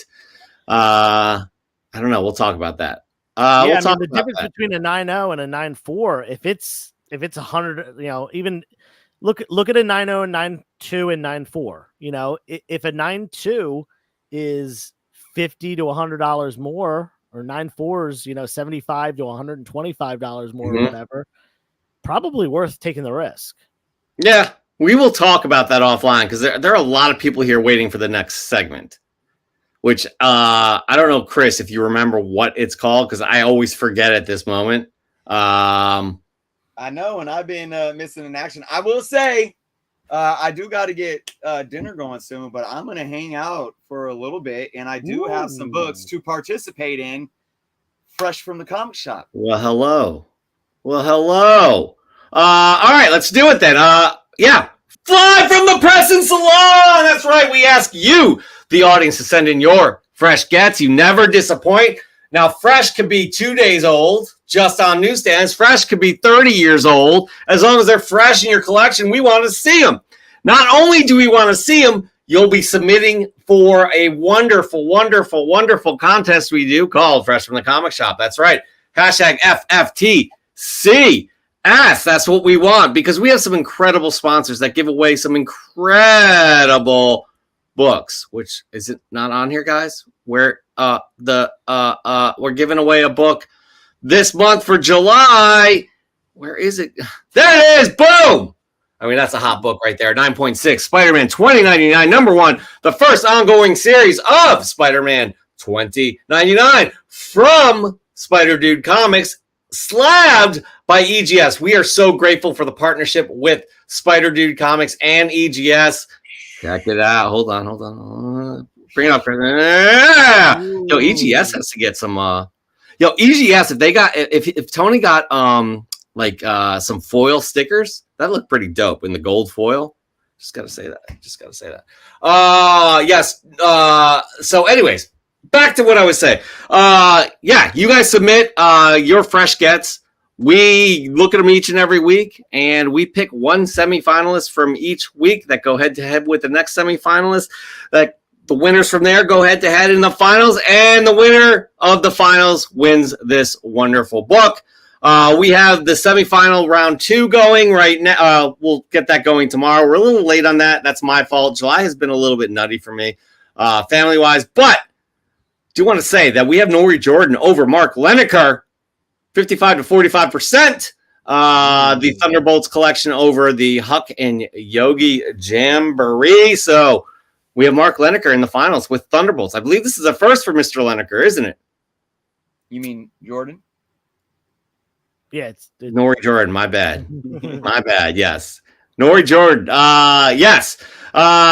He is in the finals. So congratulations on that. We will have the finals this week too, by the way. Moving on again. So when you think about sending in your fresh gets, think about 3 things. We have 3 criteria we grade them on. We're each going to take one of them. I'm going to take the first one, which is a well-composed shot. Get creative with it.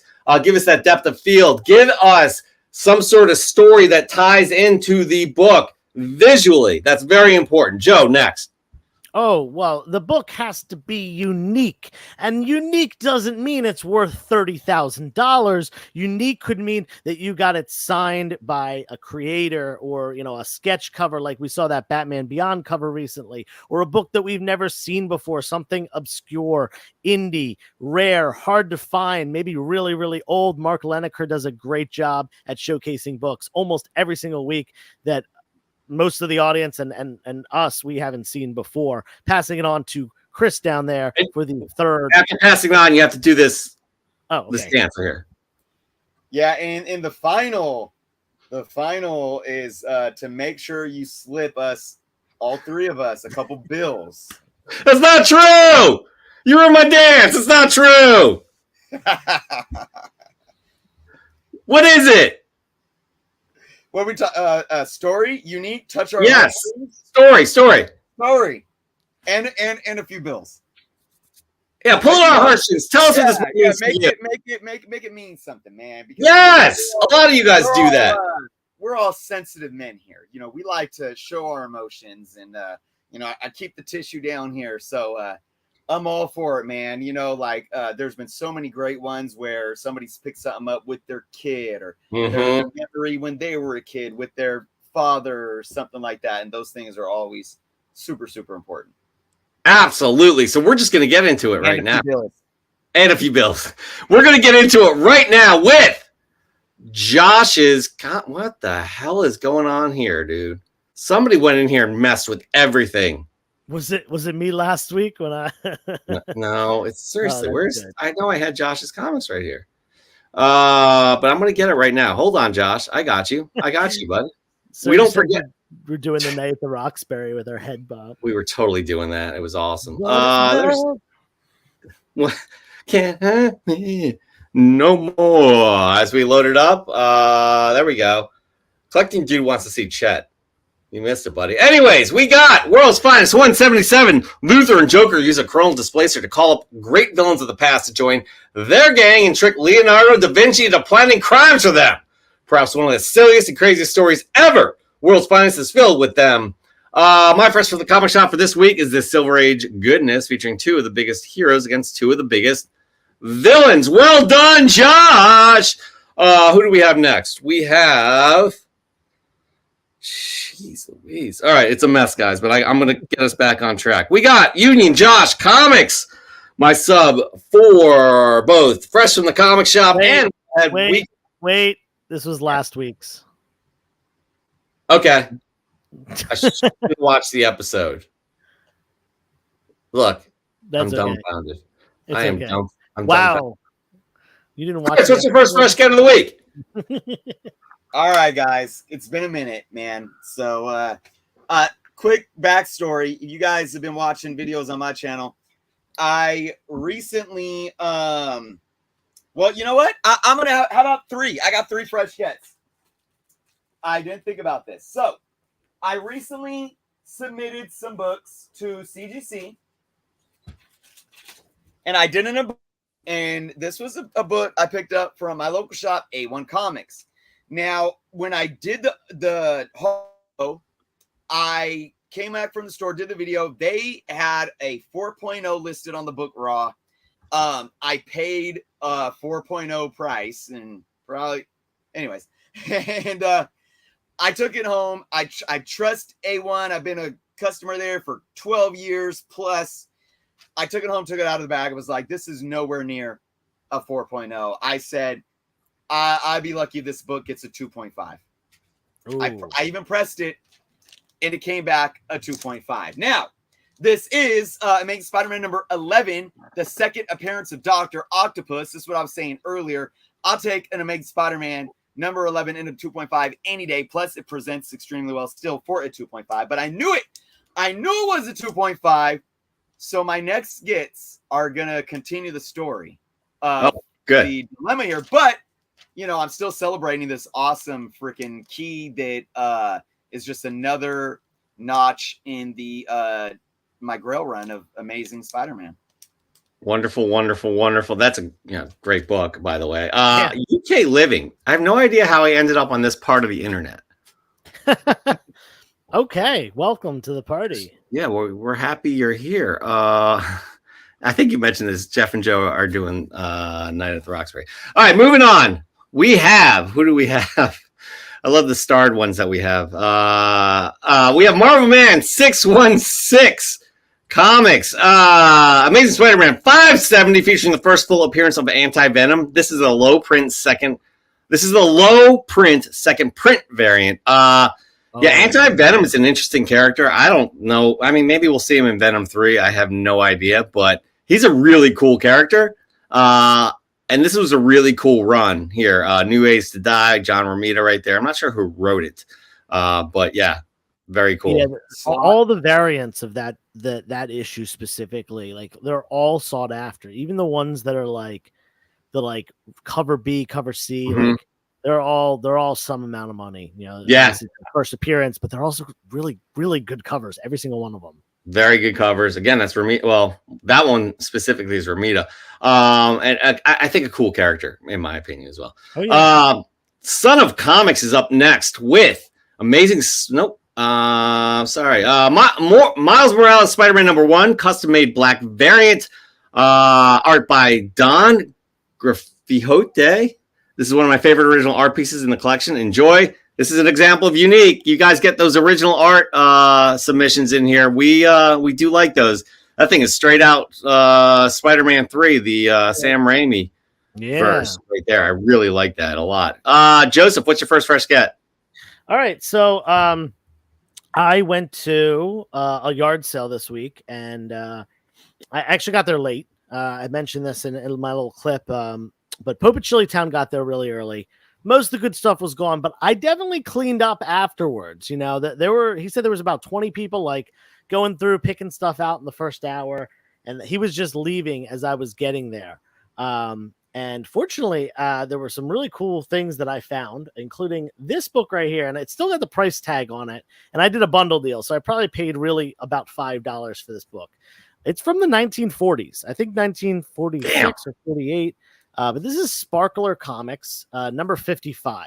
Now, Sparkler was a run that took a lot of comic strip characters like Nancy here and put them in comic books. I think there are a lot of reprinted stories, but there may be some originals as well. Obviously, we got the little, Ernie Bushmiller. Is that his name? Bushmiller? Yeah, he was the creator of Nancy. And yeah, a lot of really cool stuff like this. They did have some of their original content. They had a character called the Spark, who was their only superhero. But yeah, I looked into this run a little bit because I had picked up a couple, but as you can see, had a $6 price tag. I probably paid about $5 for a mid-grade book, any mid-grade book from the 1940s. In my opinion, that's a great price. Really just cool golden age thing. I always like to have some affordable golden age in my sales. A lot of people when they're getting into golden age, they don't have the $3,000-$5,000 whatever it may be for Batman books or Superman keys or whatever. But when it comes to like a lot of this cartoon stuff, westerns and things like that, it's a lot more affordable. So I always like to have them for claim sales. Yeah, they're a piece of history. They really are. That's a really cool book you have right there. It looks like it's in decent condition too, right? Yeah, honestly, I feel like with a little press, this thing's a 6.0, maybe a 5. Yeah, it's a solid mid-grade book. That's very good. All right, love seeing that. Moving on, we have good friend of the show, Comic Toby, as seen on this week's Comic Tom's Top 10 video. This is the first appearance of the best new superhero rec rap in the pages of The Amazing Spider-Man, number 17, the 1 in 25. Plenty to go around is our motto here at Comic Toby, because we have 5 copies. Oh, who are you giving it out to? Plenty to go around indeed. Love it. Good stuff right there. Nice pickup. A lot of people love that character too. Moving on, we have Comic Demon with some more Spider-Man goodness. What do we got here? More back issues from past New Comic Book Days, Super Light Week, which is always welcome. Thought of going with my main man and show off some sweet covers for my Spider run. Sucker for all the covers. Very cool covers indeed. Guys, I'm going to go with my first fresh get of the week. I don't have much here, but I read the first issue, and I love what they're doing. with Kirkman with Void Rivals. This is Void Rivals number 2. I think I had the last time I was on the show, I had the second print of number 1 with Jetfire. But I like the shared universe they're starting here. I'm not sure what's going on with these characters, how they're going to factor in. But I'm psyched to read this. I picked this one up today from a bookstore right there. Super excited to dig into that because I really liked the first issue. Not sure if you guys are picking that one up, but let us know if you are. I'm not. G.I. Joe and Transformers were before my time. They're I was born in the 90s, and it's just not something that's in my wheelhouse of what I collect or enjoy or read. So I'm not, but it seems very cool that they're doing it, and I hope it continues. Now I know how you feel about that, Chris. I know Transformers is definitely a love of yours. Yeah, I just haven't been picking up much of anything Well, as late, let alone having time to read stuff. But give it a look. There's a nice little surprise at the end of issue 1 you probably already know about. I don't want to spoil it for you. Moving on. We have Dan De La Torre. We hope everything is he's doing okay with him and his family. But guys, great example of EGS right here. Look at that thing. Look at that right there. Wow. Here's my fresh from the comic shop Marvel Spotlight 5, first appearance of the Ghost Rider. Lucky to have this in my collection. It's an EGS slab graded 3.0, the only grading service I use. That's freaking awesome, by the way. But look at, again, that's a customized label. That's what you get with EGS, people. By the way, we forgot to do this. Save 5% off your EGS order using the code Cannon5. Optional custom labels, free grader notes, and fast turnaround times. Also, Spider Dude Comics is down, link down below as well. Please check them out. We're very appreciative. Can you put up Dan's book again? Yeah, absolutely. I just want to say that I have a mix of emotions when I see this book because I look at it and I'm like, wow, Spotlight 5 looks amazing. It's got the great label, all that stuff. Then I get angry because I don't own that. Oh, there you go. Then I get happy again that, EGS is getting some business from members of this community. That's really awesome. Love to see that. And then I get angry again because the label up there reminds me of the Steelers and the Penguins and the Pirates. And God. You know what I have to say about Pittsburgh? Yeah, I did not get the Pittsburgh. I mean, now that you bring that in, I'm angry now too. But black and yellow. Yeah. Was it Wiz Khalifa, right? Yeah. Anyways, I think it's great, Dan. And Tony, job well done on yet another book. Mark Lineker. Pull yourselves together, he says. Well, we will, because we're going to bring up your book right here.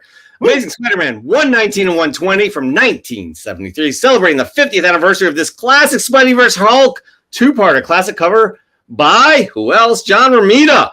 Peter gets J.J. Jameson to send him to Montreal to cover the Hulk and immediately gets embroiled in a fight between General Ross and good old Greenskin. These issues by Jerry Conway, Romita, Gil Kane start an epic Bronze Age run for everybody's favorite webhead that still resonate today. Classic books, classic covers. Really, really, really like the submission right there for sure. Oh, yeah. Who's next? You. Chris. No, you already went. Yeah, Chris, your second fresh get of the week.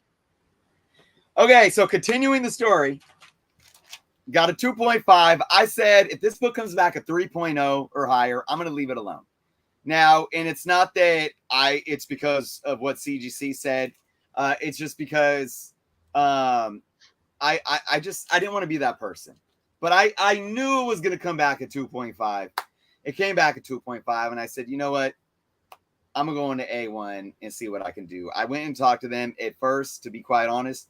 I didn't think I was going to get anywhere, but I got somewhere. They gave me some store credit back, and that's all I wanted, and I was extremely grateful. So I still have this amazing second appearance of Doc Ock, but I was able to pick up a couple more books to add to my personal collection. So the value for everything ended up working out. So my second pick, this is headed for the press. Silver Surfer 17 out of the Volume 1 run. and it's just another. This is a run that I wish I would have collected more of when I was younger or years ago, but I'm so hey, and I mean it's only a 18 book run. You think it would be easy, but those first few books are pretty pricey. But happy to pick up Silver Age, Volume 1, Silver Surfer. That's a Kirby cover too, right? It's got to be. Yeah. Yep.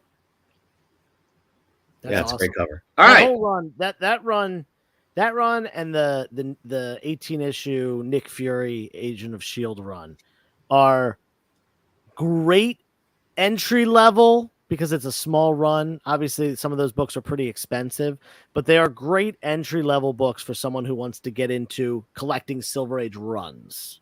Yeah. Well, yeah, that's a very good point right there. And a lot of you people should take that in because Joe knows things, right? Some things. Some things. Moving on, we got Nukes Comics. I know you're in the house here, or you were. I like this one here. Fresh from the Irish Comic Shop. So that would be FFTICS. While visiting family in Ireland, we visited the wonderful town of Waterford. While strolling the promenade and taking in the sights, I happened upon Waterford Comics. I picked up Amazing Spider-Man 7 and 28. While these books may not be keys or in a top 10 list, they will always hold a special spot in my PC as reminders of our visit to Ireland. Good stuff indeed. I love that, guys. I love personally shopping for books when I'm, out of town and go check out new comic book shops. I have to say, maybe I'm a curmudgeon, but I'm more disappointed than not for certain comic book shops I go to. But again, it's part of the journey, as you guys both know, and all you guys out there as well. We got Raising Elm Comics right here. Look at this. He always freaking crushes it. Always crushes it. Howdy, comic fan. Chris, a.k.a. Journals Comics, sent me a free copy of The Walking Dead issue 193, along with another book I had purchased from him recently. I originally bought this Walking Dead issue when I found out Robert Kirkman was pulling a fast one by making everyone think the series would continue beyond 200 issues. Unfortunately, I had to give that first copy away, but I'm thankful to have it back at the PC. Thank you, Chris! I've been a huge fan of the TV series since The Walking Dead first premiered on AMC, and I believe this last issue ended the comic series on a high note. Speaking of high notes, I once got to meet Emily Kinney, who played Beth Green on the show, and is also a very talented music artist, and she signed my guitar. What artists or actors have y'all met? Much love, comic fam. Well done, Chris. Love Raising Elm, Justin, man. He's such a yeah. yeah. Always supportive. I had to hook him up. Yeah, I love what the way that just even the lighting on the guitar matches the variations of colors in that background of the book. It's just he crushes it. Like, honestly, Raising Elm thinks outside the box. He gives us a well-composed creative shot. So we thank you for that, as always, Justin. Joseph, your second fresh get of the week? Yeah. So, which one should I do next? Let's do the slab. Let's break it up a little bit. Do the slab. The raw book. So this is a book. I've got a bunch of copies of this already. All 9/8. I got some raw. I shouldn't say all 9/8 because I've got some high grade raw ones too. All the slabs that I got are 9/8. I have a couple different of the covers. This is my favorite of the covers. And I just picked up another one. I think I have 3 of these in a 9/8 now. This is Star Wars: The High Republic #1. Multiple first appearances, first book of the High Republic run. And this is the Stephanie Hans variant cover, which is probably, at least as far as the covers that aren't ratio covers, this is kind of the most popular one. They got Yoda here. Yeah. But yeah, this is actually holds more value than a lot of the lower ratio variants, like the 1 in 10, 1 in 15. This is more sought after than that. Great cover, multiple first appearances, and it does seem like they're putting some weight into High Republic, and it's only a matter of time till we get a little bit more on that. But great book, and I'll just put this in my my hoarding pile. First off, I hear Yoda in the back. Value. It does. That's really good. Really good. That was impressive. Really good, Chris. I've never heard you do a better Yoda. You've been practicing, obviously. I do believe, isn't that a ratio variant though? I don't. Let me look this up. Why don't you do the next fresh get and I'll look it up. Yeah, you look it up. Okay. We have, who do we have? We have Nori Jordan coming up next. Look at this. Nori Jordan. Here's what I want to say, people. People say that they have a lack of creativity, and do not, honestly, everybody has a creative bone in their body. So do not put yourself in that category. But this is what Nori Jordan says. Due to my lack of creativity, I enlisted help from my son Brandon with this week's submission. I've always been a fan of the bad guys and anti-heroes, so I was glad to get a copy of Captain America 354 CGC 9.6 back in my collection, which is the first appearance of John Walker as U.S. Agent. U.S. Agent was also a member of the Thunderbolts, so my son made a copy of the shield used while on a recent team. This is a great idea on my son's part, and proof I have raised him right. That's true. I can't wait to see U.S. Agent's role in the upcoming Thunderbolts movie. Take care, everyone. I do like this submission right here. Again, I don't like how he's putting himself down, but it's a really well done submission for sure right there. By the way, Nori Jordan is in the finals for July to win that amazing Spider-Man 2099. Sponsored by Spider Dude Comics and EGS. All right, I have my second fresh get of the week, guys. It's boring. I just pick up. I have had no time, guys, no damn time, and I'm sorry. So I'll just go with Darth Vader 34. Again, we talk about these Darth Vader covers that are fantastic. Oh, yes. I picked that up today. Really boring. Well, let's just show Darth Vader number 35 as well. You got a little Dr. Affer right there, huh? I think I showed this last week, actually. I think I have 2 copies now. All right. Who do we got? We have SuperCrispy.comics. That's right. This is another great example of depth of field. It's got some sort of filter, around the edges. I love everything about this. This submission. Check out this badass homage cover by Natalie Sanders. Just a cool pickup I thought I'd share. While I didn't check out San Diego Comic-Con this year, there were some great deals going on at some of the local joints. We appreciate you sending this one in. Well done as always. Christopher, your third and final fresh get of the week. Okay, What the hell was that? That was awesome. all right, so, I love it. Okay, we are finalizing the saga here. That wasn't a 4.0. Thank you, A1 Comics, for again hooking it up. So this was also what I added with the store credit for them saying, look, that wasn't a 4.0, came back to 2.5. Let me give you some credit. I was able to get one more book. I'm down to 29 books. I only need 29 more books to complete my Amazing Spider-Man run. And they're all single or double digit books. That's incredible. Oh, we're neck and neck, man. Yeah. It's crazy. This one is a really nice copy too. This is Amazing Spider-Man issue number 97. Oh, nice. Yes. Second of the second of the 3 Green Goblin story arc. There was the drug issues without the Comics Code Authority. Love it. I have a nice higher grade, probably a very fine plus 98. I think this is definitely at least a very fine, if not more, of this copy. This will be heading out to CGC. I still need 96. That's the highest number that I'm missing in my collection. But so really cool for A1 to do what they did, to hook me up to be able to get another check mark of my Amazing Spider-Man books. I love that book as well. I have it, and my brother got me. It was one of the best gifts he's ever gotten me to complete that drug story collection. He got me 97, 98, which are up back there. Really well done. Very, very, very nice book. We got Paul Bond, aka Brixton and Company LLC. Okay. Follow me here, please, everybody.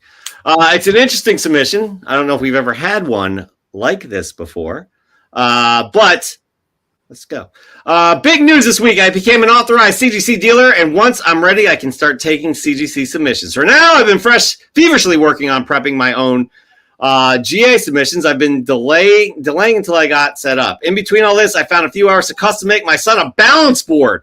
Not quite a comic, but still, it's fresh from the comic shop. I also included some photos of books that I've been working on. We didn't show those, but look at the balance on this young man right there. Look at that.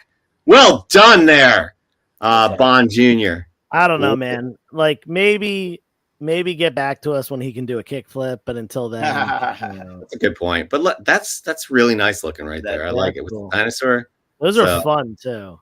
Yeah, absolutely. They're not easy either. So, no, his kid's gonna take a spill and a half at some point, and it's gonna be fun. That's what parenting is all about. Just being there to support him, tell him like, get back up on that thing, buddy. Your last fresh get of the week, Joseph. Oh yeah, me. Okay, so this was a dollar bin find. I thought this was a great price for this book. Before I show it, it's a reprint. It is a reprint. It is not the original, but it is one of the most iconic pre-code books of all time. Shock Suspense Stories number 6. We've got like all the elements of what you want. We've got these ominous figures who were very clearly modeled after the KKK. We've got a woman in bondage. We've got a very clear threat of violence and torture. We've got all the aspects of those golden age covers that people really, really love. And, the creepy moon in the background, everything like that. This book was from 1952 originally, Shock Suspense Stories issue 6. There was a 1974 reprint, which if you find an older looking one, you might think it's the real deal, but the 70s reprint, while still a great book, is a reprint. This is the 90s reprint. 93, I think, was the year they reprinted these again. So, yeah, for $1, though, I wasn't going to pass up. No, that's a great one. Iconic cover. Yeah, that's a really great get. That is excellent. That's not a bad job at all. I'm getting a little tired right now and not making much sense, and I'm sorry, but I like that fresh get. All right. The last fresh get of the week from our audience is a doozy. It is a doozy. The Collector Without Fear, fresh from the comic shop crew. We're getting a little horny this week. Hornhead time. Center stage, we have a CGC Signature Series 9.8 Daredevil Volume 2, issue number 3 slab. Not once, not twice, but say it out loud for everyone in the cheap seats. Thrice signed by Kevin Smith, Joe Quesada, and Jimmy Palmiotti. These 3 men launched the Marvel Knights era, which has always been near and dear to my heart. In this particular arc, known as Guardian Devil, we get everything you need to know about Matt Murdock, his struggle with his faith and the duality of upholding the law by day and breaking it in service of justice by night. This also happens to be one of my favorite covers, period. And in keeping with the freshness theme, everything seen here is brand spanking new into the collection, including that stunning custom cowl made by Jordan's Iron Carmery. He does a great job. This is another example right here. Former guest Brandon doing a great job with the way this is composed. I love the book. I love the helmet, and I love the Kingpin from the old Hawkeye series. So wow, that's really, really good. One thing I want to say about that run of Daredevil, the Marvel Knights run, is ridiculously affordable. If you're into Daredevil and you want some good reading material for cheap, go for that run. It went 150 issues or something like that, and pretty much every story arc is entertaining. And there's the first issue is like maybe $10 for a near mint copy, and then other than that, it's like the Echo Keys are the only ones until Lady Bullseye, which is issue over 100. You could buy the first 100 issues mostly from dollar bins. Right. All of those covers are stunning, by the way. All of them. Oh yeah, especially the David Mack ones. Those are my favorites. Yep. But right there, that ends Fresh from the Comic Shop from our audience. And I don't know. I'll just show off my last book, which is Darth Vader, 36. Cool. Another cool. Actually, it's a cool Afro Vader cover. Very Ooh, I like right? it. I like it. Yeah. So, anyways, I love how your tone just. yeah, I'm not. Yeah, I know. I don't know. Somebody's giving you a shout out. Supreme Love. Hello, gentlemen. By the way, can I shout out Joe real fast? Thanks for putting that Disney book up. It's welcome addition to the collection. Yeah, it was a golden age Disney, Walt Disney Comics and Stories 55 from 1945. Crazy. So World War II era. Actually, it's dated April 1945, which is when World War II ended. So That's very insane. cool. Absolutely insane. 78 years old. All right. So we have a decision to make between the three of us. I don't know what the hell we're going to do here. This is the first time I think the three of us have been here on a Fresh from the Comic Shop without a guest, deciding for ourselves. I have three books here that I find interesting. I don't know. How should we go about doing this? Why don't you, since you got 3 books locked and loaded, there were a lot that caught my eye, but let's hear your 3. All right, my 3. Let's start off with Son of Comics with the original artwork here. Yep. I freaking love that one. I'm going to go with Dan De La Torre and this beautiful EGS slab as well. Yeah. Really like that. And then I have to go Collector Without Fear. Yeah. I mean, it's incredible. Like again, those are the 3 that I'm gonna have trouble deciding if I have to between them. So, Chris, what do you want? Do you want to do 3? Well, are there any overlaps? I really like Nori Jordan's. Setting that up with this kid. He's not eligible. He's in the finals this month. Unfortunately, he duped himself. Yep. But he's in a good position anyways. Super Crispies was solid, and I like the other 2 that you did as well. Honestly, for me, I like Collector Without Fear. Mm-hmm. My top 2 would be Collector Without Fear, and then Raising Elm. Oh, Raising Elm. Maybe I'm biased because I gave him the book, but he just killed it. Yeah, that's another great one. All right, Joe, we're all over the place. What do you got? Yeah, so mine, Son of Comics. Son of Comics is the sketch, right? The original art. Right here. Yeah, unique, beautiful. Really, like, just I can feel this, like pulling on the heartstrings. Just the cover alone. There's no story involved. That cover alone is pulling on the heartstrings. Mm-hmm. And then, geez, the setup for Collector Without Fear. And the fact that it is a signed book, not just a signed book, but a triple signed book by the whole creative team, alongside with some props from various appearances of these characters, and man, those 2 really do it the most for me, for sure. Okay, well, we have a clear winner because the 3 of us mentioned one submission across the board. Yep. And that is Collector Without Fear. You're moving on to the semifinals in August.